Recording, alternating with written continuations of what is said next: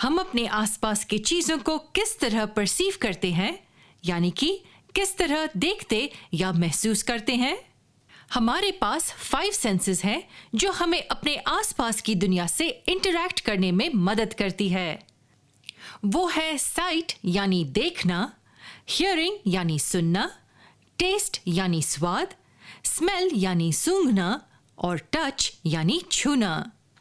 आंखें हमें चीजें देखने में मदद करती है, कान सुनने में मदद करते हैं, हम नाक से स्मेल करते हैं, टंग से टेस्ट करते हैं और सेंस ऑफ टच हमें स्किन से मिलता है। ऑफ कोर्स ये सारे सेंसेस इंपॉर्टेंट हैं, लेकिन सेंस ऑफ साइट सबसे ज्यादा इंपॉर्टेंट है। यहां एक इंटरेस्टिंग फैक्ट है। हम अपनी सेंस ऑफ साइट के उपयोग से लगभग 80% दुनिया को परसीव कर लेते हैं। हम अपने आसपास की चीजों को अपनी आंखों से देखते हैं, लेकिन फिर क्यों हमारी आंखें अंधेरे में चीजों को देख नहीं पाती? इस सवाल का जवाब है रोशनी। इन ऑब्जेक्ट से लाइट आने के कारण हम इन्हें देख पाते हैं। इन ऑब्जेक्ट से लाइट स्पेस में ट्रैवल करती है और फिर हमारी आंखों में पहुंचती है। जब अंधेरा होता है या रात का समय होता है, तब रोशनी नहीं होती, जिसके कारण हम ऑब्जेक्ट्स को अच्छी तरह से नहीं देख पाते। कोई ऑब्जेक्ट्स अपनी खुद की लाइट जनरेट कर पाते हैं, जैसे सन, फ्लोरेसेंट बल्ब, बर्निंग कैंडल, ये सब अपनी खुद की लाइट जनरेट करते हैं। जो ऑब्जेक्ट्स अपने आप से रोशनी उत्पन्न कर पाते हैं, उन्हें ल्यूमिनस ऑब्जेक्ट्स कहते हैं। लगभग सभी ऑब्जेक्ट्स जिन्हें हम जानते हैं, वो खुद की लाइट जनरेट नहीं कर पाते हैं। टेबल, चेयर, वॉल, पेपर, इसके कुछ एग्जाम्पल्स हैं। ऐसे ऑब्जेक्ट्स को नॉन ल्यूमिनस ऑब्जेक्ट्स कहा जाता है। लेकिन मैंने अभी आपसे यह कहा था कि हम अपने आसपास के ऑब्जेक्ट्स को इसलिए देख पाते हैं क्योंकि उनमें से लाइट आती है। और अगर इस तरह के ऑब्जेक्ट्स लाइट नहीं जनरेट कर पाते, तो हम उन्हें कैसे देख पाते हैं? हम उन्हें रिफ्लेक्शन ऑफ लाइट के कारण देख पाते हैं। ये ऑब्जेक्ट्स लाइट को हमारी आंखों पर रिफ्लेक्ट करते हैं। वे कौन सी लाइट को रिफ्लेक्ट कर रहे हैं? कहां से आती है ये लाइट? ये लाइट और कुछ नहीं बल्कि वो लाइट है जो ल्यूमिनस ऑब्जेक्ट से आती है। अब हम इसे कैसे समराइज करेंगे? हम नॉन ल्यूमिनस ऑब्जेक्ट्स को इसलिए देख पाते हैं क्योंकि वो ल्यूमिनस ऑब्जेक्ट से आती लाइट को रिफ्लेक्ट करते हैं जो उनके सरफेस पे गिरती है।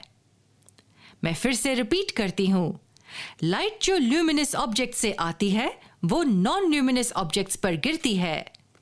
फिर नॉन ल्यूमिनस ऑब्जेक्ट्स इस लाइट को रिफ्लेक्ट करते हैं और ये रिफ्लेक्टेड लाइट आपकी आंखों तक ट्रैवल करती है और इसलिए हम ऑब्जेक्ट्स को देख पाते हैं। दिन के समय हम नीला आसमान, सफेद बादल और हरी घास देख पाते हैं क्योंकि सूरज की रोशनी उन पर रिफ्लेक्ट होती है और फिर हमारी आंखों की तरफ ट्रैवल करती है। रात के समय हमें चांद दिखाई देता है क्योंकि वो सूरज की रोशनी से रिफ्लेक्ट होता है। ये नोट कर लीजिए कि चांद एक नॉन ल्यूमिनस ऑब्जेक्ट है और वो खुद की लाइट नहीं जनरेट कर सकता है। जैसे कि मैंने पहले कहा था कि ऐसी कई सारी ऑब्जेक्ट्स हैं हमारी डेली लाइफ में जो नॉन ल्यूमिनस है।